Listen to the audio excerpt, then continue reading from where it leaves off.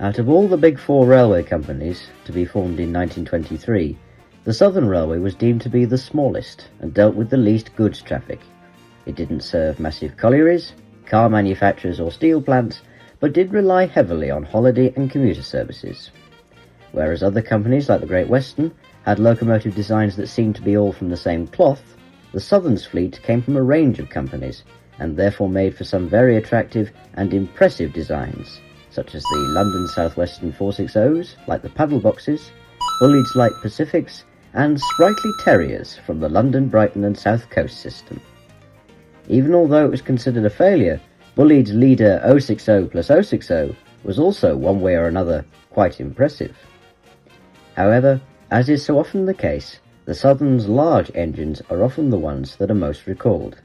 There are in fact several small and mid-sized engines in preservation that also deserve recognition. One such mid-sized example is our feature for this episode, London South Western Railway T9 number 120. After Dugald Drummond came down south from his time with the North British Railway, he took up a new position as Chief Mechanical Engineer of the London and South Western Railway in 1895. His first task was to draw up a new locomotive design to replace much earlier Victorian examples. One of his first experiments was the C8 class of 440s, of which a batch of 10 were built in 1898 and utilised boilers from the earlier M7 044 tanks. According to railway historian Dendy Marshall, they were something of an orthodox design, similar to ones Drummond had put on the Caledonian Railway. Though intended for express passenger services, the C8s were found to be a relative failure, which led to the whole class being withdrawn and scrapped between 1933 and 1938. With the failure that was the C8s, Drummond went back to the drawing board and decided on a new express passenger design to replace them. A larger boiler of 175 pounds per square inch was implemented, and such confidence was placed in Drummond's design that an order of 50 locomotives was immediately issued. Large fireboxes and Stephenson link valve gear ensured a free steaming fleet. These new engines were classified T9s and set to work immediately on express passenger trains across the southwest of England. They could regularly be found on boat trains from Southampton to Weymouth, and a total of 66 were eventually built and featured several modifications throughout their working lives. The first member of the class, number 113, was built at the LSWR's works at Nine Elms in June 1899. 14 more soon followed, and construction continued into the new century. Another batch were constructed by the Scottish firm Dubbs & Company, which consisted of 30 engines. A single member was built in November 1901 for the Glasgow exhibition and was numbered 773. They were also equipped with water-cart 8-wheeled tenders, and thanks to their free steaming and sure-footed driving wheels, the T9s would regularly achieve speeds of up to 85 miles an hour, which earned them the nickname Greyhounds.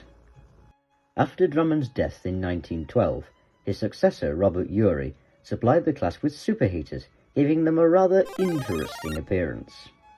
The treatment began in 1922, and the whole fleet had been upgraded by 1930. Other additions included a stovepipe funnel and increase of the cylinder bore to 19 inches. All 66 examples survived into the grouping of 1923, and Urey's successor, Richard Maunsell, had them painted into the familiar Maunsell Green. Despite the new livery, the T9s found themselves being downgraded to semi-fast expresses, suburban and branch line duties.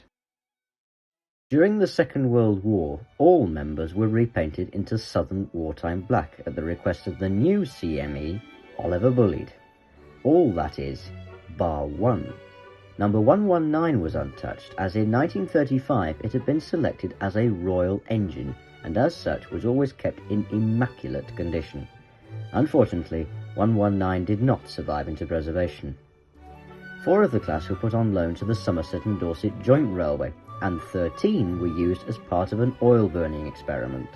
When this ended in 1948, all reverted back to the more traditional coal-burning method. All 66 members survived through World War II and passed into BR ownership in 1948. Before the number standardization became common practice, the engines received a S prefix denoting Southern. This was short-lived and was soon changed to the more recognisable 30,000 prefix. After half a century of loyal service, the T9s were rewarded with being withdrawn from 1951 onwards. One example, number 30287, was withdrawn in 1961, but survived right up until the end of Southern Steam in 1967. Number 120 was the seventh member of the class to be constructed as part of the G9 batch of locos. Built in August 1899 at Nine Elms, she originally carried a six-wheeled tender, but would later receive a more typical water cart example. The engine remained unchanged until May 1927, when she received the superheating treatment. In 1932, she was allocated to Eastleigh Depot for a 5-year stint, before moving to Fratton. She returned to Eastleigh for Christmas 1945.